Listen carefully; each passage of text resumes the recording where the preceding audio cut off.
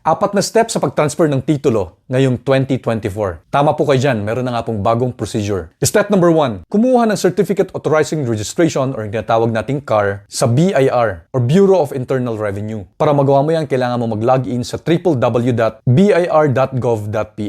Dito po kailangan natin i-fill up yung online form, yung para sa documentary stamp tax at para sa capital gains tax. Ngayon kung hindi nyo po alam kung anong ilalagay yung detalye para sa mga forms na yan, kakailangan niyo po pumunta sa BIR kung saan matatagpuan yung property na tinatransfer ninyo. Halimbawa, kung nasa Baguio City yung lote na tinatransfer ninyo, sa BIR ng Baguio dapat kayo pumunta. Hindi po kayo pwede mag-transact sa BIR ng Maynila. Pagdating niyo po sa BIR, sabihin niyo sa staff doon na magpapakompute kayo ng capital gains tax at ng documentary stamp tax para bigyan ka ng staff doon ng printed na computation. Nakokopyahin mo para ma-fill up mo yung form sa website ng BIR. Makaka-receive po kayo ng email na kagaya nito pagkatapos nyong i-fill up yung online form sa BIR website. Ito po yung tinatawag nilang Tax Return Receipt Confirmation. Kakailangan niyo pong i-print ito dahil hahanapin po ito ng bangko pag magbabayad na po kayo ng tax. Ginawa na po kasing mandatory ang pag-file online ng mga taxes na ito effective April 27, 2024. Layunin po ng ating Pangulo na i-modernize na ang pag-file ng taxes. Yan po ay under EOPT law o tinatawag nilang Ease of Paying Taxes Law, Republic Act 11976. Guys, pagpunta nyo ng BIR, huwag nyo na rin pong kalimutang isubmit yung mga requirements nila, 2